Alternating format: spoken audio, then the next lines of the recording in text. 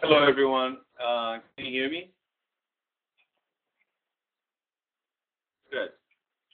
We're going to go start the webinar today, and I want to thank the OIT for putting me in the situation to talk about creative interactive Camtasia videos. And I will try to share with you today a few things that I'm doing currently, and I am not an expert on this topic, but I think the whole idea is about sharing experience that I have had by creating those videos that I'm creating for Kines 370, which is a course that I teach in the School of Public Health in the Department of Kinesiology. So I have basically two goals here today. My goals is trying to provide some tips about how to develop engaging video lectures, and also how can we create an interactive video lecture by using Camtasia, and also I'm going to go a little beyond and say how we can do different interactivity by using YouTube videos. Okay.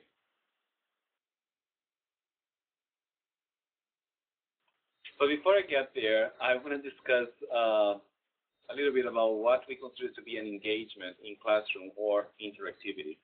I have to say that even if we make a lot of efforts when you're producing those video lectures or producing those this online material for students, even if we're very concerned about creating this material, we know that student engagement, it is difficult, let's say, a difficult goal in any settings, not necessarily only on online, but also when you are facing a situation on when you're teaching face-to-face, that I used to say presentially in the classroom.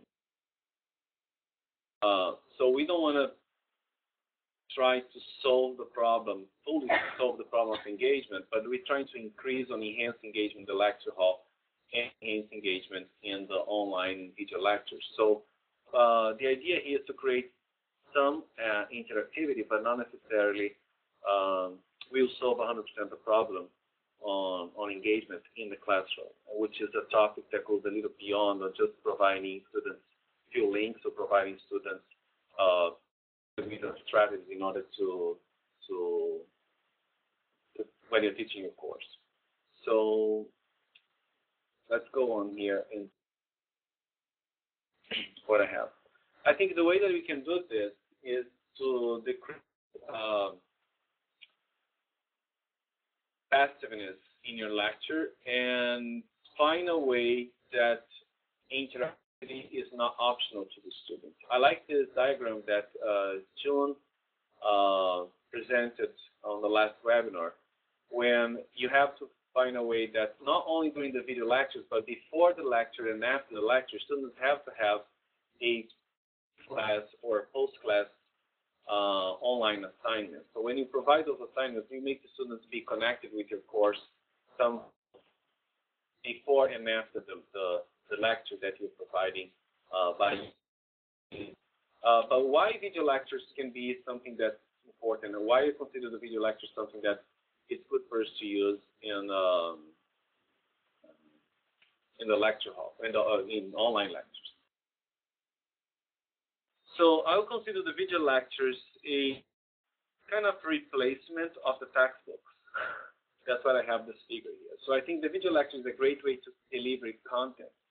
As we know, I think higher education and even preschool and fundamental education has changed in the past decades. And we are changing basically the way that content is being available and content is being delivered for everyone. And I think this is not going to replace the classroom. We're not going to replace our time that we have in the class, but it is changing the way that content is delivered. The students don't have to come to class to receive just to receive information, but they have to come to class to learn something about it, that information that's available.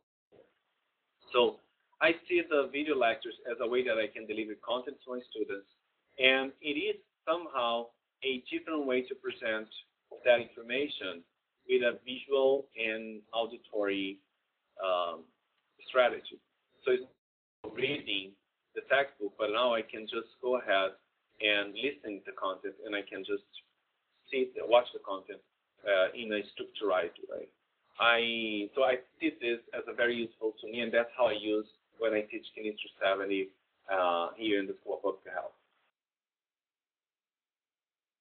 And I'll show you now some information that I collected when I taught Kinesiology 7 in spring 2009 for the first time, and it was my first shot that I put some online lectures for my students.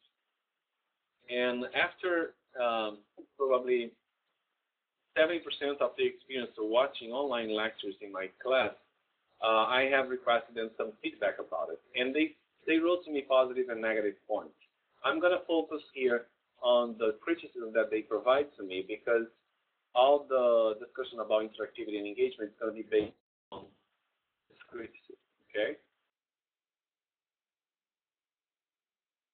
So the first thing that students told me, and I want to say that those comments are a summary of the students' comments when they wrote some criticism, that the lecture is hard to understand, and I think it's hard to understand for two reasons. One can be because of my accent, and second is because it can be hard to understand because my first videos that I produced, the quality of the audio was so bad, and the students wrote a lot to me during the semester saying that I cannot hear you well in the lecture. So that's one thing that we're going to discuss later. When you have to increase engagement, you have to provide some qualified audio for your students.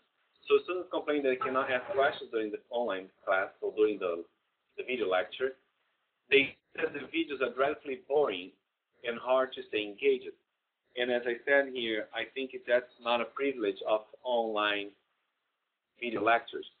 You can be dreadfully boring in a face-to-face time in the lecture hall with the instructor. So we have to think about how we are producing those videos and how we can keep the students engaged during those video lectures.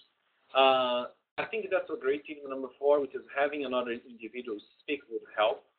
And again here, I think it is kind of boring because I can pause the lectures. I cannot interact with individual by talking to them. I can interact in different ways. We're going to talk about this here, but I cannot talk to the individual or with the instructor in the lecture. So I think that's a great suggestion, and I'll provide some tips here about this. And students also complain that sometimes the online lecture and the in-class lecture seem repetitive. And this is a criticism about the blended version that I was doing, and I totally agree with you. I think that for the first time, I was kind of insecure to make sure that they were watching the lectures, and I was trying to ensure that the content was being taught. So I used part of my face-to-face time to go over some critical slides that I considered to be important for the students and make sure that they learn that content in order to succeed on my exams and succeed in the course entirely.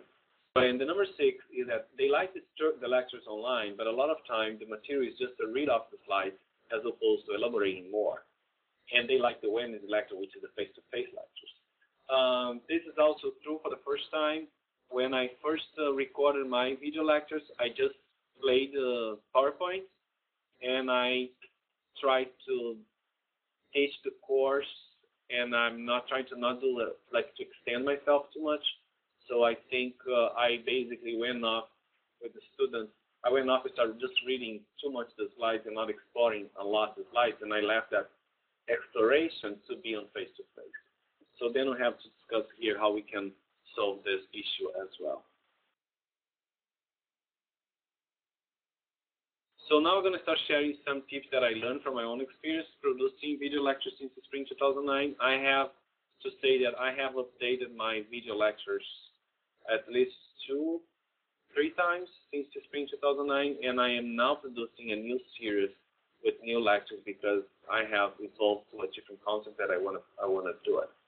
And I have also been awarded recently with this blended grant for the university, which is providing me some support and also time to develop those better videos. So what I want to share with you is that when you're producing your video lectures, in order to enhance engagement, you want to produce short video lectures. Although you can do traditionally a lecture that is 50 minutes. For example, some standard lectures in campus are 50 minutes.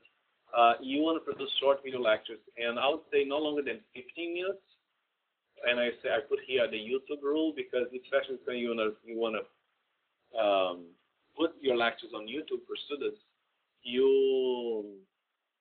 YouTube has a limit, so videos should be no longer than 15 minutes, I believe.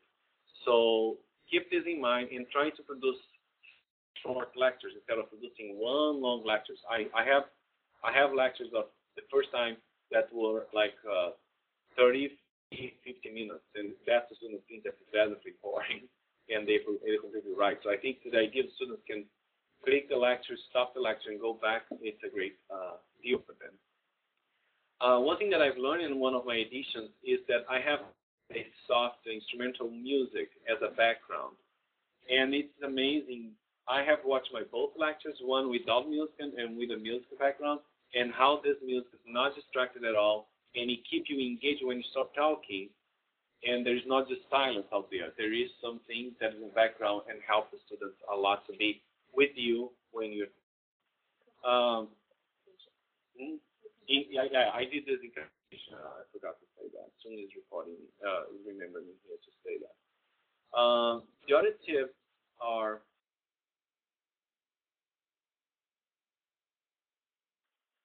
when I produced those videos, I wrote scripts for the second time.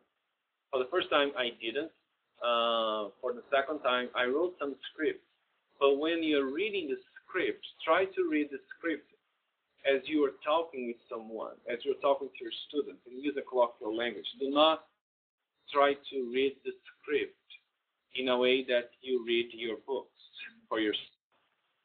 So you have to use a communication language in order to achieve your students. And it's very easy when you have a script, it's very easy you fall into the model that you just read through and just think that students are going to be engaged with that, and they won't. So asking questions is a good way to do this discussion and conversation sometimes with yourself. And I'm going to have another tip here about this. I think also when you produce your script, and the scripts will help you in three different ways. They help you to keep on task because it's very easy to go ahead and yes, so I'm just getting distracted here now with your interaction, but I can send the PowerPoints afterwards for everyone who wants to receive. Okay, I'll be happy to share. So you can produce the scripts again here. Back to our seminar here. They're going to keep on task. It's very easy to get distracted when you're teaching. You know how in the lecture how you deviate from your subject and you go ahead and start talking about something else. It's going to keep you on task. It's going to provide you some qualified information because the script can provide you a little bit more content if you want to talk with your student and deliver that content to your student. And it's going to keep you on time. Believe it or not, when you have the script, you're going to save a lot of time. It's amazing. I thought that I would not be able to produce small videos, and I'm doing this and cover all the content. I had much more space in my course and much more time to explore other content that I never had before. And I'm teaching this course for more than 16 years. And also, again here, I would say that avoid just facts and scripts, provide explanations and real-life examples to your students, and this is very helpful to them. But the other thing about engagement is that one way that you can make the student wondering with you when you're teaching is ask questions during your lecture. And I figured that this is a great way to start my lecture. And I start the lecture asking questions, and all the way through, or during that 10 minutes or 15 minutes speech, I'm going to answer those questions. So the students are looking for that structure throughout your lecture. Also, as the students suggested me, if possible, try to add different voice to a video lecture. For example, you can have your TA participating in your video recording and the TA can stop you and ask a question as if it was a student, for example. And you can have different people participating like they were students, okay? Another thing that you can do is try to create, and that's going to be for your series of lectures, create a character, an avatar that will participate in the lecture. And the avatar, for example, Mr. Science can drop in any minute, and the Mr. Science is the same figure, and you create this avatar, and the Mr. Science is going to jump in and ask a particular question. And you create different ones. You create, for example, an avatar who is a student who knows a lot and also always ask questions that are very challenging to the instructor. But you can also create a lazy soul avatar for a student who say, "Oh, I'm not understanding this. Can you repeat this for me?" And then you jump with the avatar, and when you jump with the avatar in your presentation, the avatar becomes a funny thing, and students can just break that monotony that you have in your lecture sometimes. And I would say that I think it's critical when you produce your PowerPoint, and if you're using PowerPoint or whatever is the visual resource that you're using for lectures, trying to produce clean and visual appealing slides or visual appealing screen for your students. Think that right now you're no longer producing just PowerPoint and animation. You're producing a video, and the video has to have a better quality, resolution. Insert other videos in your lecture. For example, I did this and was a great idea for a student that I was teaching my lecture, and all of a sudden I embedded a YouTube video in my lecture, my PowerPoint. So the computer was recording my screen, but you can also embed the YouTube video in Camtasia by downloading the video from YouTube, and you can just have a piece of the particular video that you want to use. And that's a very easy thing to do on Camtasia if you're using Camtasia, for example. Okay.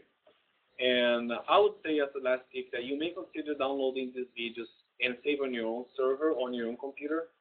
I would say the server. I use the streaming media. I stream into the university streaming media, but trying to keep those videos, because one way, if you teach this course in 5 years, one day that link can go away and you're going to lose that feature. And sometimes it's a great material for you.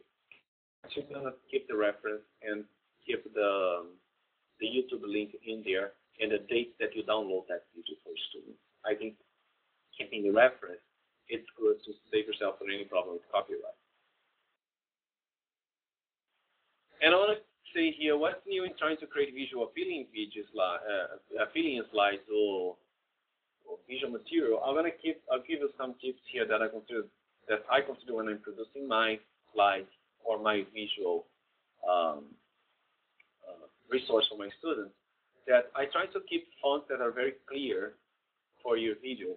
Remember, this is going to be a video that's not going to be a static PowerPoint out there in the lecture hall. So the fonts that you want to use, they're fonts that are very clean, and they don't have like Times New Roman. You can see when it shows in the video, just connect to one letter to another letter. So you have to have a high resolution afterwards, a good resolution for showing those videos. So think about the fonts that you're going to use. Try to pick a color theme and keep it that color theme. Do not go colorful and change backgrounds too much. To go black, white, black, blue, and be careful. Students can be, for example, distracted by the number of colors, but also we have some students that are, I forgot the letter, when they are colorblind. So be careful with this. Sometimes they don't get the information that you want because they're colorblind, and you have like blue and red mixed out there, and it's going to happen so much. Think that you have to have a good audio resolution and video resolution. I have received complaints from students that the audio resolution was not good. So students will play those videos in different mobile devices and in different ways. So you have to make sure that you provide a good resolution. Bernard, do you have a question?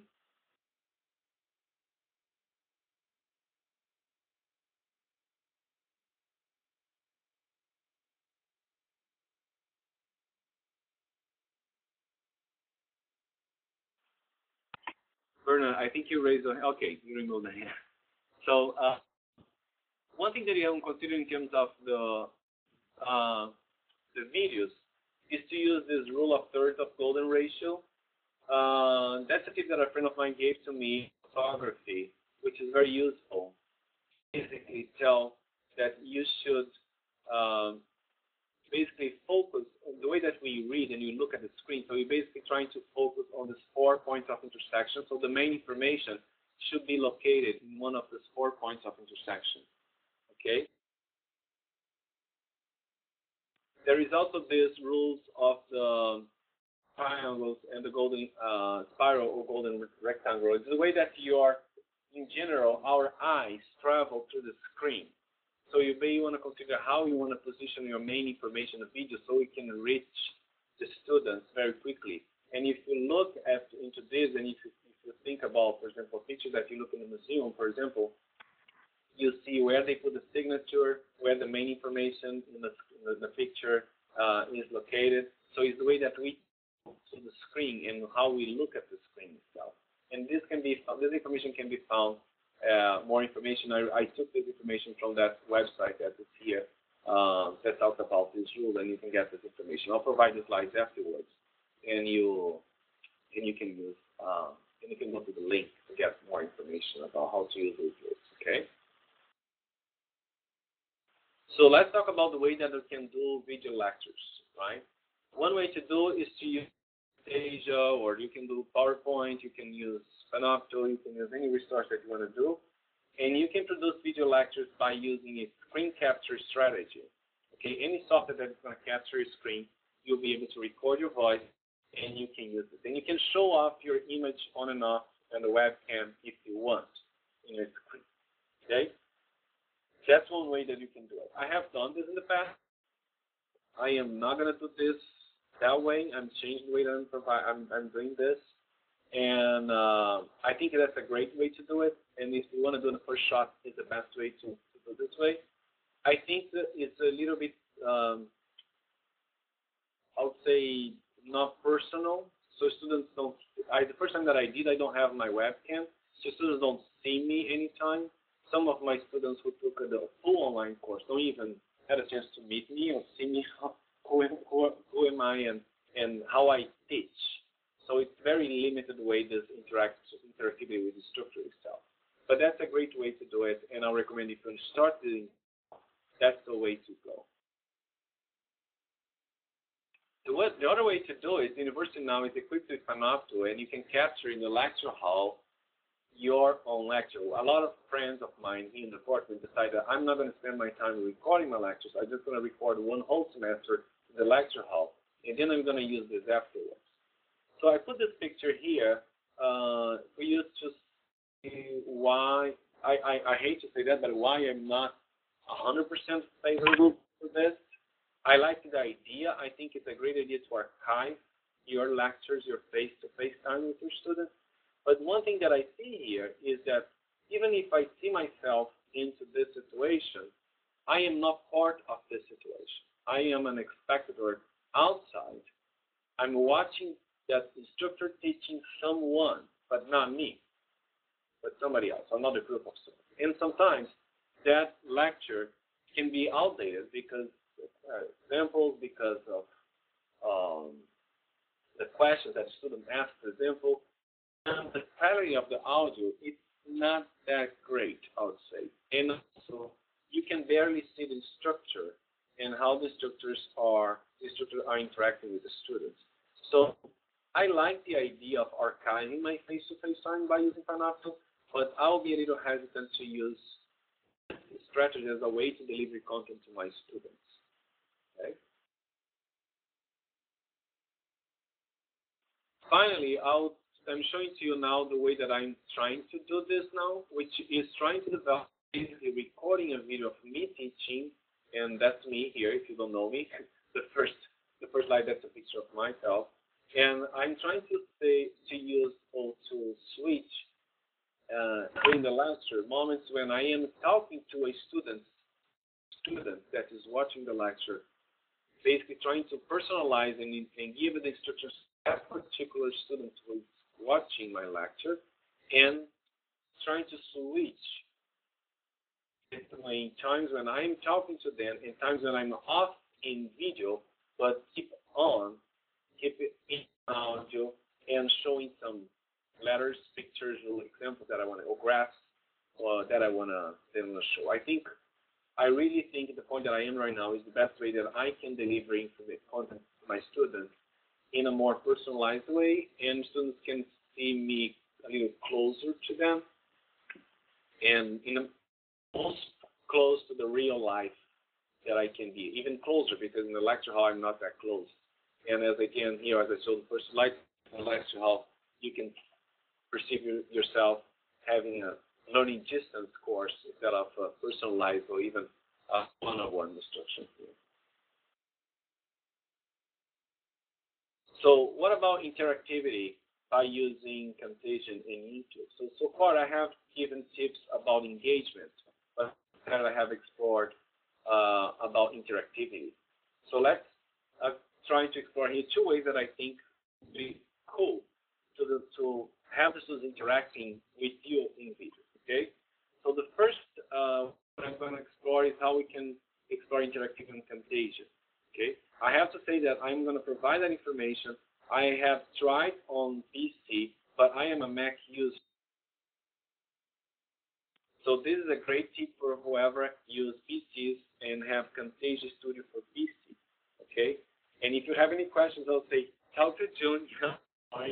She's going to kill me for saying that. But she has done this several times. And that's a good way that you can, during your video lecture, introduce flash quiz and surveys. So students, by watching your video, they can just go ahead and respond to a flash quiz or participate in a survey that's going to prompt in the screen in the video, believe it or not. And I think that's a great tool to be used.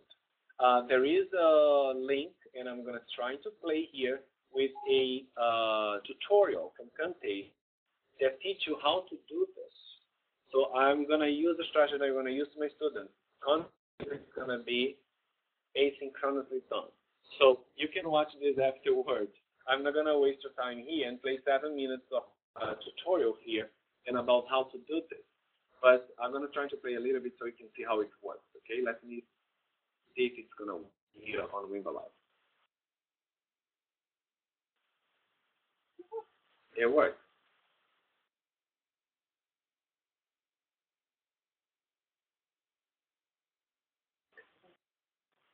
You may want to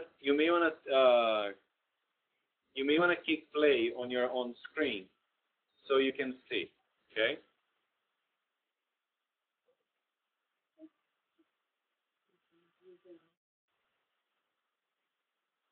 So you probably cannot hear the audio, but you can experience afterwards. There is a limitation gathering information, okay, but he explained very nicely there what are the limitations, how you can set up to gather that information.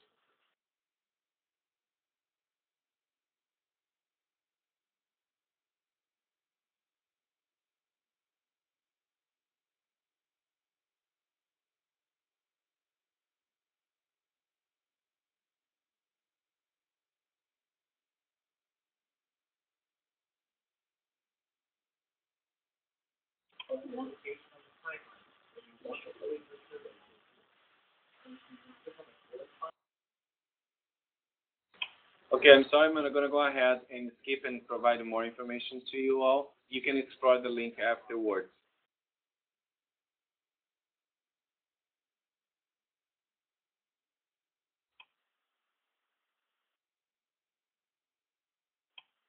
The other way that we can explore that's not in Camtasia, so let's go, just give me a sec.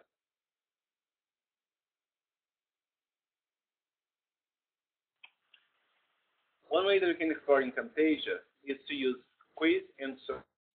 Okay, so you can do a survey and you can gather that information from Camtasia. The students don't have to be with you at the same time in order to gather information. Camtasia is going to store that information somehow on the server. If you watch that tutorial, we teach you how to do that. Okay, but one way around to do this and to provide a different type of interactivity is to explore some tools that YouTube has right now. So I came across this very interesting link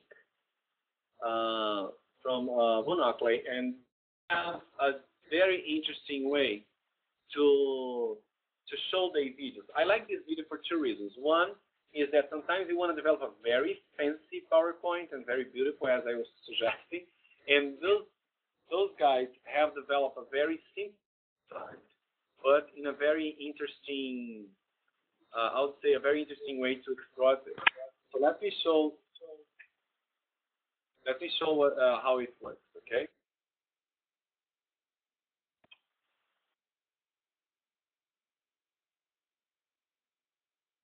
I think I have the link here.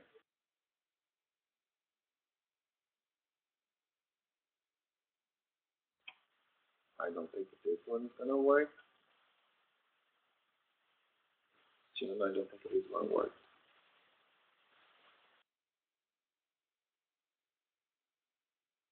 Okay, let me explain how it works here or later the YouTube. If you Google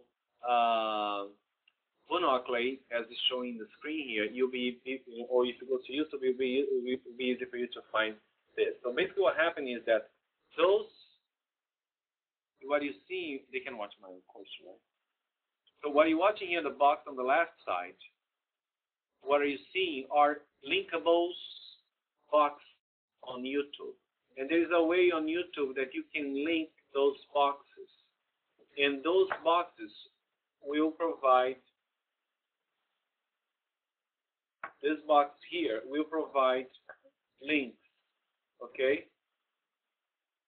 Will provide links to other YouTube links, okay? So the way that you do this on YouTube, you have different videos. For example, you can split your 10-minute videos, and I'm going to show an example here. A 10-minute video can split in 3 different topics. So students can browse and interact with those spotlights that you developed on your main screen, on your main video. They can go back and forth and explore other videos without even going away to a different window within YouTube itself. Okay? I figure that this is a very nice way for students can have some independency and how they want to do and how they want to explore the content. And for example, a lot of course they have for students a roadmap about the content. I have for my course a roadmap so students know exactly where they are going with the content. And if you have a roadmap, the students can easily review for exams. They can easily, as a first screen, they can watch the mini lectures as they want. And they can just skip a topic, for example, they don't think they consider that's important for them. For example, in my course, I have to talk about neurons, for example, but they are a biology course and they know what it is. So they can just skip that part and go ahead and explore other things that's more interesting to them. And you can limit this by unit, of course, and you can limit those links within even a chapter that you want to have in your course. I don't know if somebody has a question about how to do this.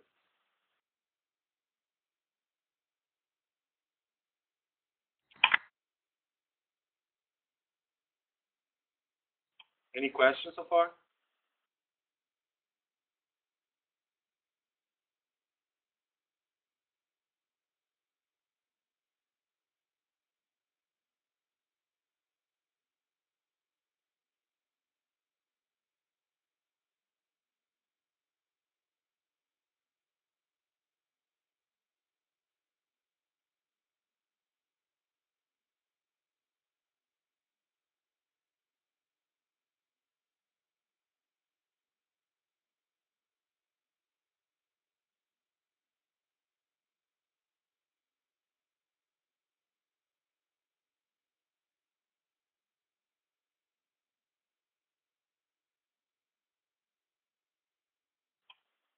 Sorry, I think I missed because of my function of my for my talk here. I have to hit a key here, and I missed. So let me start again here.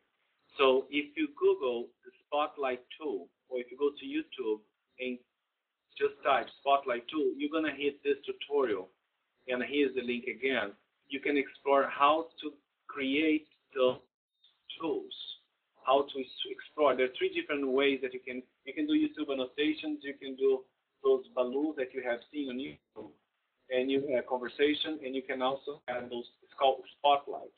I think the spotlight will be something that will be very cool for us to explore in our videos. And I am planning to develop my videos and have all of them linked to each other through those spotlights on YouTube for the next spring semester. There's a question here. I hadn't heard of Mononoke before. I'll check it out.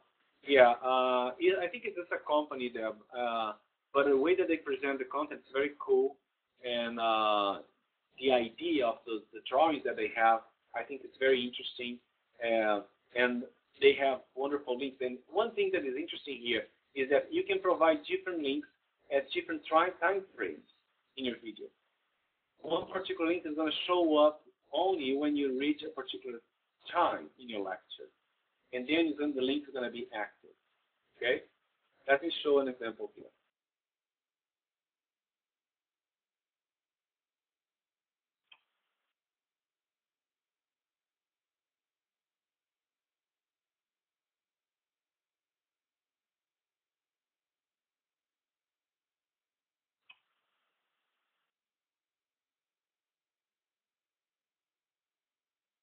Okay, here's how I have developed my for my course. And if you go to YouTube to that link, you're going to see how. Okay, so I have a main screen model development, and this, for example, is the first chapter, and this is my pilot. Okay, that I just start doing this right now. So you have different lectures. For example, this is one lecture that I split in different topics, 3 different topics, and if you go to YouTube, you'll be able to see I label the topics, and each of these small thumbnail are identified as one particular topic in the main lecture. So I used to have that big lecture. Now I split those lectures into 3, okay? And you can explore this by watching this. And it's public, okay? And the video is public, and you can explore as you wish. Again, here, I am now working on the content and the way that I'm exploring those videos. But with my old videos, this YouTube link to show here today on the webinar how it works, okay?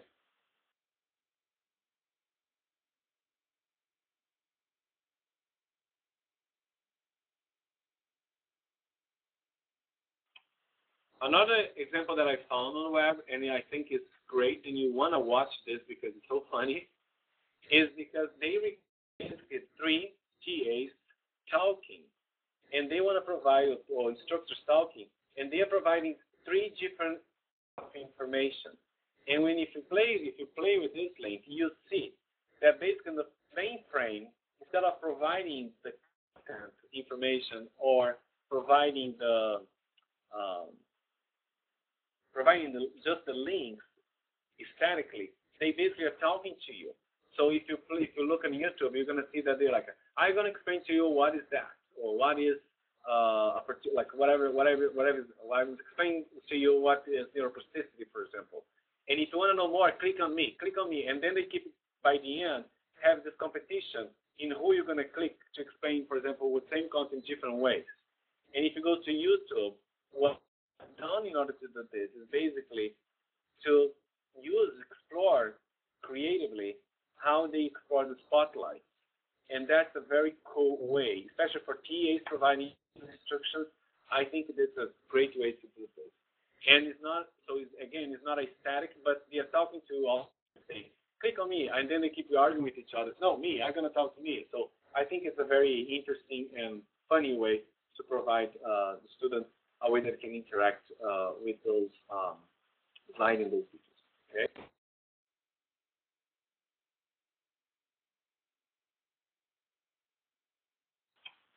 Can I play here now? I'm going to try to play this for you to see. June is here with me, and she said that she fixed the problem that I had here. Let's see.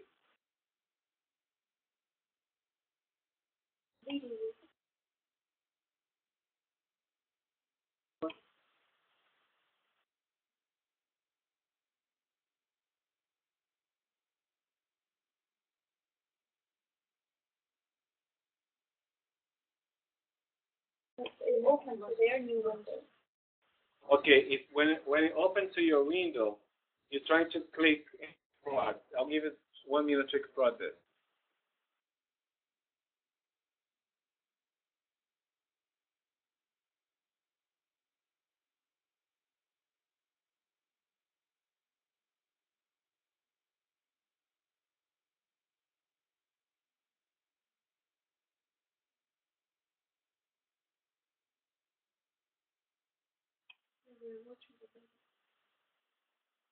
So I hope you're having some time playing and having fun playing.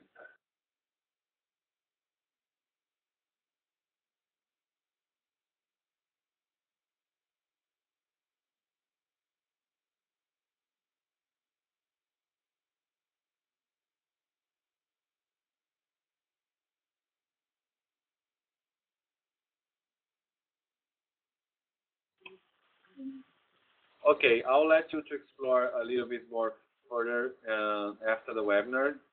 So I have a few slides to put here before we finish and have open for questions.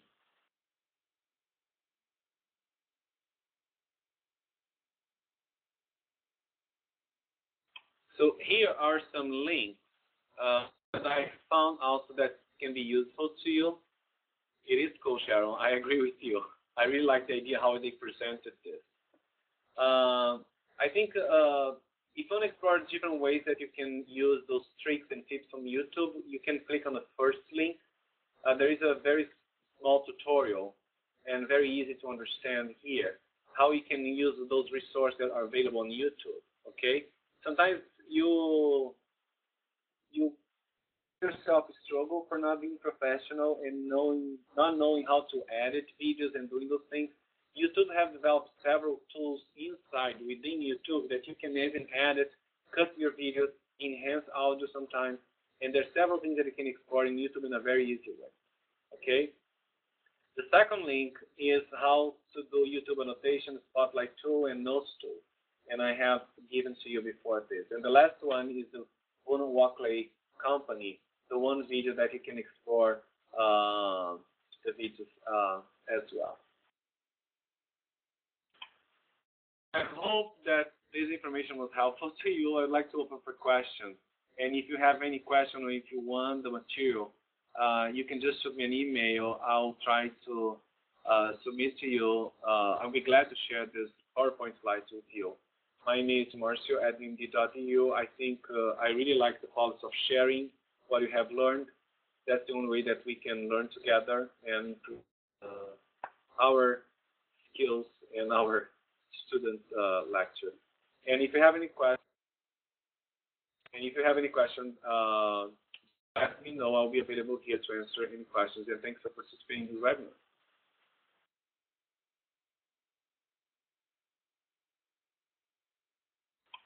So let me answer the first question that Han has here. Are your lectures on YouTube Publico or only for your students? Honey, I have put a lot of thought on this. So far, my lectures are being streamed through university website. I have thinking seriously now, from now on, that to put all my lectures with free access out there. So I'm in the process now to think about what's going to be available in public and what's going to be, particularly from the course itself, that it's not public. So I think content delivery is something that I want to put out there because I think it's a waste of my time to think that I can have control over this. Just thinking about copyright. There is a website or there is also a tutorial video that you can check about Creative Commons. And YouTube also have a policy on sharing that information. I think if you don't do it, students themselves, they think that is interesting, they can just record your screen, play the video, and put the video out there. And until you find out who did this, it's crazy. So put yourself, I'm going to put myself there, and from spring 12, my video is going to be on YouTube, and public and can be used by anyone. Hoping to use in a very nice way. And I'm going to try to add credit of my name in every single that I have on my videos. So I think they won't be able to remove that frame or watermark or whatever you want to use. But I think we at the stage that we are, we cannot be in a point that we want to control 100% the information itself. As we know, there are bad information, great information, reasonable information out there. I think the lectures is going to be out there, but there are a lot of course that students cannot take just by watching the lectures. But if they learn with my lectures, it'll be great. If they're not my students, somebody else students, they can just watch the lectures and learn something. It'll be great. If any instructor want to use the lectures, wonderful. I think I'm going to a culture when it's a sharing culture, but not necessarily holding up the content. Han says here, yes, I have found the same with my archive window PowerPoint. Students seem to download lectures and use the other ways. That's actually right. I have students say, Marcio, I want T4 because I want to download on my iPod, and I want to watch your lectures when I'm commuting from my home to university. And how can I not do that? So I'm going to creating several files, like have students multiplying my files. No, I'm just going to put out there in a YouTube, so they can just go to YouTube link and watch anytime.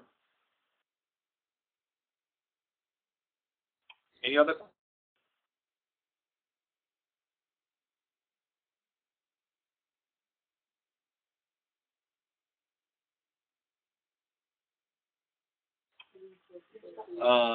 There is a just before I answer your second question, and there's an option that you can explore on stream media that students will not be able to download your videos on the Wimba as well. So there's an option that I think something that you have to click. I have to export this further. I have not experienced it.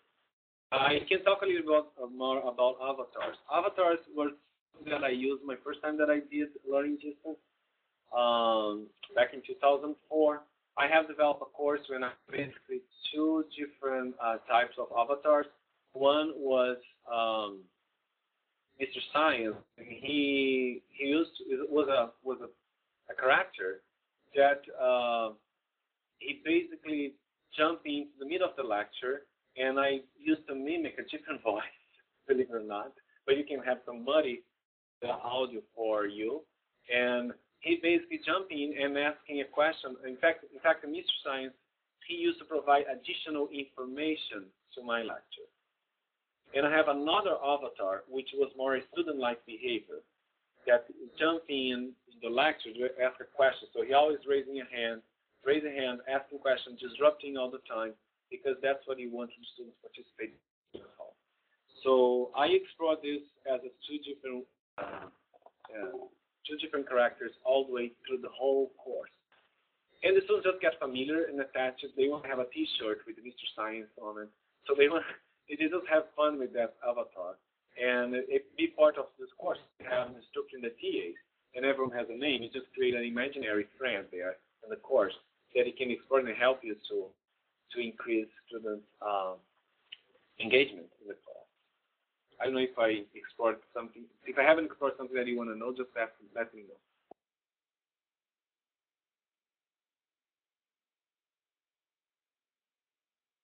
Yes, I use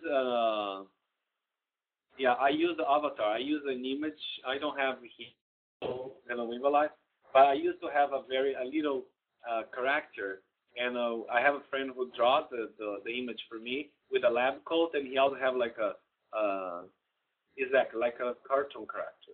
That's what it is. And it was very funny, and I used to animate him through sometimes he comes from upside down, and sometimes he shows up like zooming the class, and he just walks by with a little clock as the time was passing by. So I explored in different ways.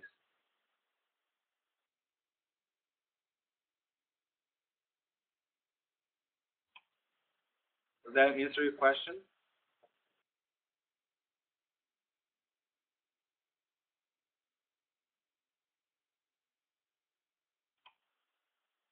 So any other question about using YouTube or Camtasia videos?